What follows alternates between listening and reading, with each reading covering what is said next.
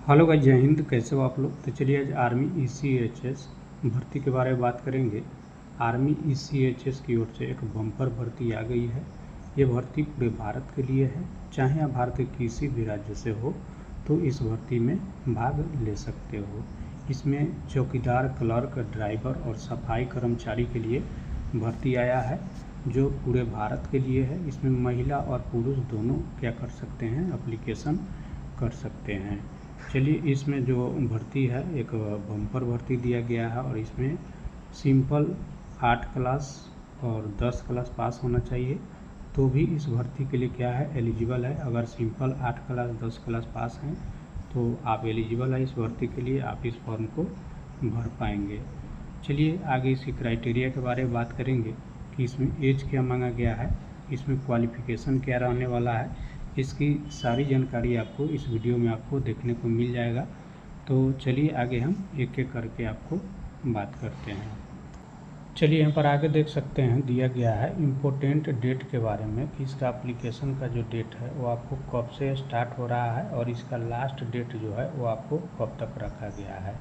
इसके बारे में हम क्या करेंगे, जानेंगे। तो चलिए नीचे देख सकते हैं यहाँ पर दिया गया है एप्लीकेशन स्टार्टिंग का जो डेट है वो आपको 18/7/2026 से आपका एप्लीकेशन स्टार्ट हो जाएगा। वहीं पर इसका लास्ट डेट अप्लाई करने का ऑफलाइन आपको 31/7/2026 रखा गया है। मतलब 31/7/2026 से पहले आप लोग क्या कीजिएगा, इसका ऑफलाइन एप्लीकेशन आप लोग कर लीजिएगा। अब ऑफलाइन एप्लीकेशन आपको करना कैसे है, आपको क्या करना है, साइबर में जाना है, इसका फॉर्म निकलवा कर इसको अच्छा से क्या करना है, कैपिटल लेटर में भरकर इसको डाक के द्वारा दिए गए पते पर आपको भेज देना है। फॉर्म भरते समय किसी भी प्रकार का कोई उसमें त्रुटि नहीं होना चाहिए और न ही उसमें ओवर राइटिंग होना चाहिए और दिए गए पते पर एकदम सही आपको क्या करना है, भेजना है। चलिए आगे है एडमिट कार्ड डेट अभी यहाँ पर आपको नहीं दिया गया है। वहीं पर मॉक इंटरव्यू का डेट भी यहाँ पर अभी आपको नहीं दिया गया है। जैसे आपका एडमिट कार्ड डाक के द्वारा आएगा वैसे उसमें हर चीज़ आपको लिखा रहेगा कि किस दिन आपका क्या होगा, इंटरव्यू होगा, आपका नाम क्या है, आपका रोल नंबर क्या है, सारा चीज़ आपको मतलब इसमें क्या होगा, लिखा रहेगा। तो आप लोग अपना फॉर्म भरने के बाद आप लोग डाक का इंतज़ार कीजिएगा। जब डाक से आपका एडमिट कार्ड आएगा तो आप दिए गए पते पर भर्ती सेंटर पर पहुंच जाइएगा। क्योंकि आप ऑफलाइन एप्लीकेशन कर रहे हैं तो ऑफलाइन ही क्या होगा, आपका एडमिट कार्ड आएगा। तो इसका इंतज़ार आप लोग करते रहिए। चलिए अगला दिया गया है एप्लीकेशन फ़ी के बारे में कि इसका एप्लीकेशन फ़ी जो है आपको किस कैटेगरी के लिए कितना रखा गया है उसके बारे में हम जानेंगे। तो चलिए नीचे देख सकते हैं दिया है जनरल, OBC और EWS को 0 रुपया आपको फ़ी रखा गया है। वहीं पर SC ST और अदर कैटेगरी को भी 0 रुपया फ़ी इसमें रखा गया है। चलिए अगला है नो एग्जामिनेशन फ़ी एनी क्या है, कैटेगरी। मतलब किसी भी कैटेगरी को क्या है, कोई आपको इसमें चार्ज आपको नहीं देना है। मतलब इसमें कोई चार्ज इसमें आपको किसी भी कैटेगरी को नहीं देना है। चाहे आप भारत के क्या है किसी भी राज्य से हैं तो आप इस मतलब क्या है भर्ती के लिए फ्री एप्लीकेशन आप कर सकते हैं। इसमें कोई किसी को आपको 1 रुपया आपको चार्ज देने की क्या है, ज़रूरी नहीं है। तो फ्री एप्लीकेशन करना है, चाहे महिला हो चाहे पुरुष हो, सबको मतलब फ्री एप्लीकेशन आपको डाक के द्वारा कर देना है। चलिए यहाँ पर आगे देख सकते हैं ECHS Jaipur recruitment 2026 notification age limit. मतलब जो इसमें एज रखा गया है वो आपको क्या रखा गया है उसके बारे में जानेंगे। तो यहाँ नीचे देख सकते हैं दिया गया है मिनिमम एज जो है वो आपका लिमिट 18 साल होना चाहिए। वहीं पर मैक्सिमम एज लिमिट आपको 53 ईयर होना चाहिए लैब टेक्नीशियन के लिए। मतलब जो लैब टेक्नीशियन में जाएंगे उनका उम्र कम से कम 18 साल होना चाहिए और ज़्यादा से ज़्यादा आपका 53 साल आपको होना चाहिए। चलिए वहीं पर मैक्सिमम एज लिमिट 58 ईयर होना चाहिए लैब असिस्टेंट के लिए। जो लैब असिस्टेंट में जाएंगे उनका उम्र कम से कम 18 से लेकर आपको 58 साल आपको होना चाहिए। चलिए वहीं पर मैक्सिमम एज लिमिट 56 ईयर होना चाहिए अदर पोस्ट के लिए। अब इसमें जितना भी सारा पोस्ट आपको दिया गया है सभी का उम्र इसमें क्या होना चाहिए, 18 से लेकर 56 के मतलब बीच में होना चाहिए। ये मतलब आपको 2 पोस्ट छोड़कर ये जितने सारे पोस्ट इसमें दिए गए हैं सारे पोस्ट में आपको कम से कम 18 से लेकर 56 साल इसमें उम्र आपको मांगा गया है। चलिए अब एज कैलकुलेट आपको करना कब से है, 31/7/2026 से आपका एज क्या करना है, कैलकुलेट करना है। मतलब उसको क्या करना है, गणना करना है कि आपका उम्र 31/7/2026 तक 18 साल है या नहीं है। अगर 18 साल है तो आप इस फॉर्म को भर पाएंगे। अगर एक दिन भी अगर आपका उम्र इसमें क्या है कम है तो आप इस फॉर्म को नहीं भर पाएंगे। तो अपना देख लीजिएगा एज कैलकुलेट करके, अगर आपका क्या है मतलब 18 साल आ रहा है तो आप इस फॉर्म को भर दीजिएगा। चलिए यहाँ पर आगे देख सकते हैं दिया गया है ECHS जयपुर रिक्रूटमेंट 2026 नोटिफिकेशन। इसमें क्वालिफिकेशन आपका क्या होना चाहिए, इसमें आपको टोटल पद क्या है और इसमें पोस्ट नेम क्या है, ये सारी जानकारी आपको इसमें आपको देखने को मिल जाएगा। तो चलिए नीचे देख सकते हैं यहाँ दिया है पोस्ट नेम के बारे में, यहाँ पर देख सकते हैं टोटल पोस्ट के बारे में और यहाँ पर देख सकते हैं क्वालिफिकेशन के बारे में। तो चलिए सबसे पहले आपको पोस्ट नेम में आपको प्यून का यहाँ दिया है, तो प्यून में आपको 1 पद दिया गया है। वहीं पर चौकीदार का आपको 2 पद दिया गया है। वहीं पर सफाई कर्मचारी का 9 पद दिया गया है। वहीं पर फीमेल अटेंडेंट का 1 पद आपको दिया गया है। ये मतलब चारों पद के लिए आपको यहाँ पर क्वालिफिकेशन जो मांगा गया है वो आपको सिंपल 8 क्लास मतलब पास होना चाहिए, मिडिल स्कूल कम से कम पास होना चाहिए, तब आप इस भर्ती के लिए क्या है एलिजिबल है, आप इस फॉर्म को भर पाएंगे। तो इसमें सिंपल आपको 8 क्लास आपको पास मांगा गया है। तो अगर आप 8 क्लास पास हैं तो आप इस भर्ती को क्या कर सकते हैं, देख सकते हैं, आप इस भर्ती में जा सकते हैं। चलिए अगला है ड्राइवर का, तो ड्राइवर में आपको 4 पद दिया गया है।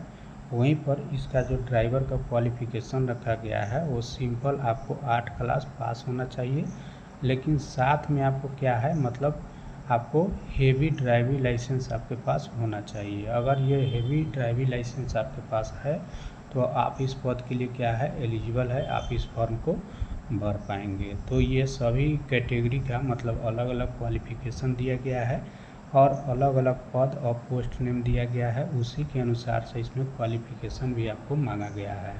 तो इसमें आपको ड्राइविंग लाइसेंस आपको होना बहुत ही ज़रूरी है, वो भी हेवी ड्राइविंग लाइसेंस होना चाहिए या लाइट वाला होना चाहिए, ये दोनों में से कोई आपको क्या होना चाहिए, आपका ड्राइविंग लाइसेंस होना चाहिए, तभी इस पद के लिए क्या है एलिजिबल है। और इसमें प्यून चौकीदार सफाई कर्मचारी में आपको सिंपल 8 क्लास अगर पास हैं तो आप इस भर्ती के लिए क्या है एलिजिबल है, आप इस फॉर्म को भर पाएंगे। चलिए आगे दिया है रिसेप्शनिस्ट का आपको 1 पद दिया गया है। वहीं पर क्लर्क का आपको 2 पद दिया गया है। वहीं पर डाटा एंट्री ऑपरेटर का 1 पद दिया गया है। चलिए इसमें अब क्वालिफिकेशन जो मांगा गया है वो आपको बैचलर डिग्री आपको होना चाहिए, मतलब किसी भी अगर स्ट्रीम से अगर आप बैचलर डिग्री किए हैं तो आप इस भर्ती के लिए एलिजिबल है। चाहे इंडिया के किसी भी राज्य के मतलब बोर्ड से आप सिंपल मतलब BA किए हैं तो आप इस पद के लिए क्या है एलिजिबल है, लेकिन साथ में आपको कंप्यूटर का नॉलेज आपके पास क्या होना चाहिए, तभी इस पद के लिए क्या है एलिजिबल है। तो आपके पास अगर BA का डिग्री है, अगर आप क्या है कंप्यूटर का नॉलेज आपके पास है तो आप इस पद के लिए क्या है एलिजिबल है।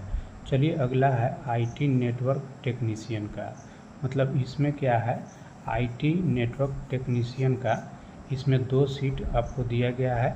इसमें आपको जो क्वालिफिकेशन मांगा गया है इसमें सिंपल आपको 12 पास होना चाहिए, मतलब 12 पास के साथ साथ आपको क्या होना चाहिए IT नेटवर्क आपको कंप्यूटर डिप्लोमा आपके पास होना चाहिए, मतलब 12 क्लास पास के साथ साथ आपको क्या होना चाहिए IT नेटवर्क कंप्यूटर डिप्लोमा का आपका कोर्स है, तो आप इस पद के लिए क्या है एलिजिबल है, आप इस फॉर्म को भर पाएंगे। तो देख लीजिएगा सभी मतलब जितने भी ट्रेड इसमें दिए गए हैं सभी ट्रेड का अलग अलग क्या है क्वालिफिकेशन मांगा गया है और सभी में अलग अलग पद भी दिया गया है। तो अपना देख लीजिएगा कि इसमें कितना वैकेंसी है, उसी के अनुसार से अपना क्या कीजिएगा आप लोग एप्लीकेशन अपना कर लीजिएगा। चलिए यहाँ पर आगे देख सकते हैं दिया गया है ECHS Jaipur recruitment 2026 notification selection process. मतलब इस पद को पाने के लिए इसमें कौन कौन सा प्रोसेस रखा गया है उसके बारे में हम क्या करेंगे, नीचे जानेंगे। चलिए यहाँ पर 1 नंबर में दिया है आपको स्टेज 1 में आपको शॉर्ट लिस्टिंग फॉर्म होगा। जब आप फॉर्म भेजेंगे उस समय आप जो भी डॉक्यूमेंट इसमें मांगा गया है वो सारा चीज़ आपको क्या करना है, फॉर्म के साथ आपको लगा कर भेजना है। अगर इसमें किसी भी प्रकार का त्रुटि पाया जाता है तो आपका शॉर्ट लिस्टिंग में ही आपका फॉर्म क्या हो जाएगा, रिजेक्ट हो जाएगा। तो इसीलिए हमने पहले ही आपको बताया है कि जो फॉर्म भरिएगा वो एकदम कैपिटल लेटर में साफ साफ भरिएगा। कोई इसमें ओवर राइटिंग मतलब आपको नहीं करना है। जो भी फॉर्म भरेंगे उसके साथ साथ सारा डॉक्यूमेंट आपको क्लियर होना चाहिए, मतलब सही सही आपका डॉक्यूमेंट आपको सारा डॉक्यूमेंट भेजना है। चलिए, अगर शॉर्ट लिस्टिंग में अगर सही पाया जाता है तो दूसरा स्टेप मुख्य इंटरव्यू के लिए मतलब साक्षात्कार के लिए आपको एडमिट कार्ड आपको डाक के द्वारा आपको भेजा जाएगा। तो शॉर्ट लिस्टिंग अगर सही रहा तभी आपका साक्षात्कार के लिए आपका एडमिट कार्ड आएगा, अन्यथा आपका एडमिट कार्ड नहीं आ सकता है। चलिए, इसमें होता है तो मुख्य इंटरव्यू के बाद आपका तीसरा स्टेप स्किल टेस्ट होगा, ट्रेड टेस्ट होगा। मतलब कौशल परीक्षा भी आपका होने वाला है। जिस ट्रेड में रहिएगा उस ट्रेड का क्या होगा, जैसे ड्राइवर है या मतलब आईटी नेटवर्क है, इसके बारे में आपको क्या होगा, मतलब डिप्लोमा के बारे में पूछा जाएगा कि आप किस प्रकार से कहाँ पर किए हैं और कैसे किए, इसके बारे में आपको फुल जानकारी वहाँ पर देना पड़ेगा। तो यही मतलब इसका क्या होगा, स्किल टेस्ट होगा, ट्रेड टेस्ट होगा। चलिए, चौथा स्टेप में आपको नॉर्मल मेडिकल होगा, मतलब सामान्य चिकित्सा परीक्षण आपका होगा। सामान्य चिकित्सा परीक्षण में आपको शरीर का क्या होगा, जांच होगा।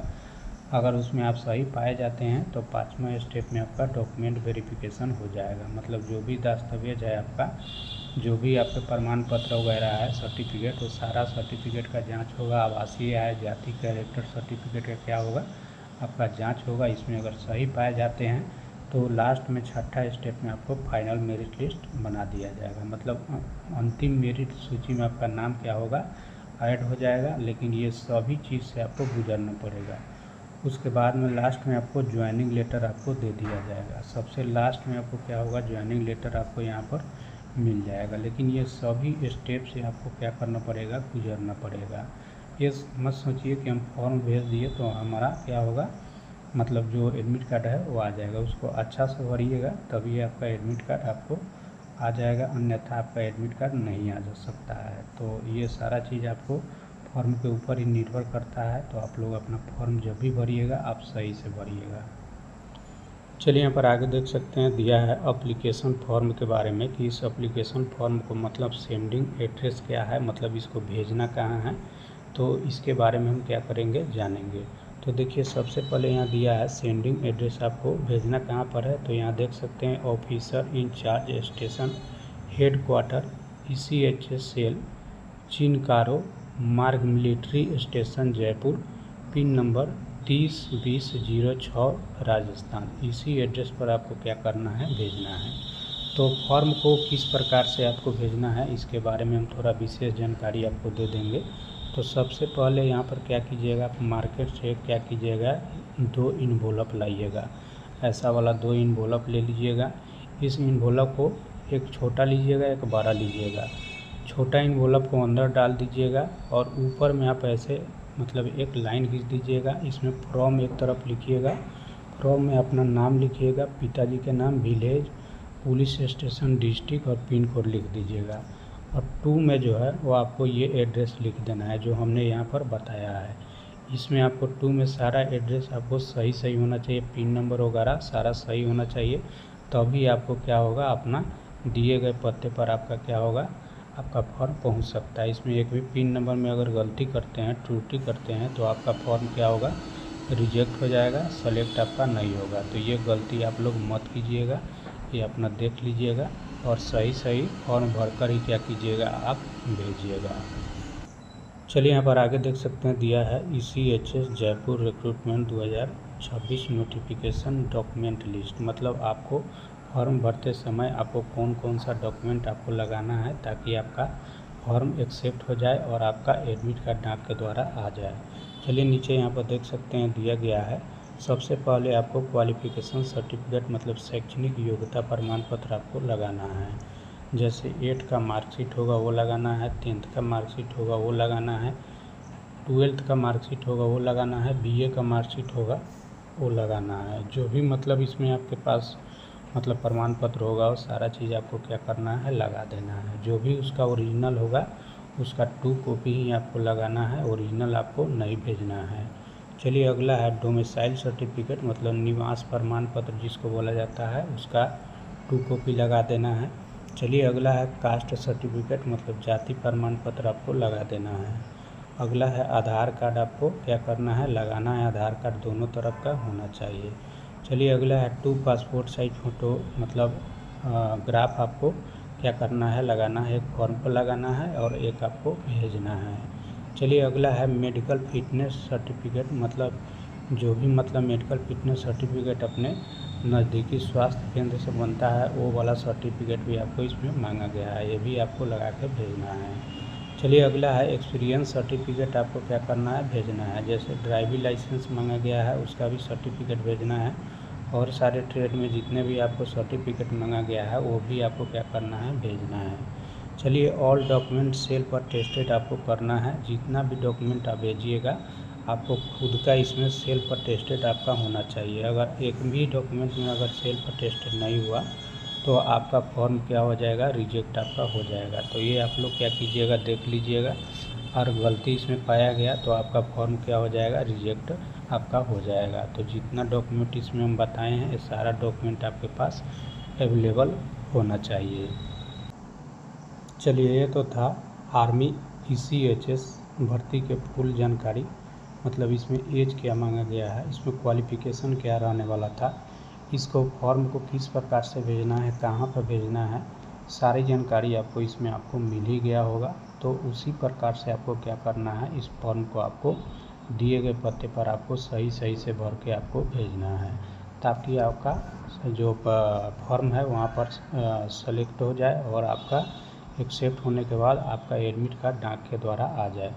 फॉर्म भरते समय आपको हमने बार बार बताया है कि फॉर्म एकदम सही से आप लोग भरिएगा, इसमें कोई आपको त्रुटि आपको नहीं होना चाहिए। अगर कोई गलती पाया जाता है तो आपका फॉर्म क्या हो जाएगा, रिजेक्ट आपका हो जाएगा। तो ये गलती आप लोग मत कीजिएगा, अपना देख लीजिएगा, उसी के अनुसार से अपना फॉर्म को क्या कीजिएगा, आप लोग भर लीजिएगा, ताकि इस आगे चल के कोई प्रॉब्लम आपको देखने को ना आए। तो जो भी जानकारी इसमें दिया गया है वो सारा मतलब जानकारी आप लोग पहले समझ लीजिएगा। कौन कौन सा डॉक्यूमेंट लगाना है वो सारा डॉक्यूमेंट आप लोग तैयार कर लीजिएगा। उसके बाद ही आपका सारा डॉक्यूमेंट का 2 कॉपी आपको लगाकर क्या करना है, डाक के द्वारा क्या करना है, दिए गए पते पर आपको भेज देना है। तो सबसे पहले आप लोग अपना डॉक्यूमेंट तैयारी कर लीजिए, और डॉक्यूमेंट तैयारी करने के बाद ही आप क्या कीजिए, इसका एप्लीकेशन कर सकते हैं। चलिए विशेष जानकारी के लिए हमारे टेलीग्राम चैनल विमल आर्मी जोन या हमारे कमेंट बॉक्स में भी कमेंट करके ज़रूर पूछ सकते हो। तो फिर मिलते हैं नेक्स्ट वीडियो में। जय हिंद।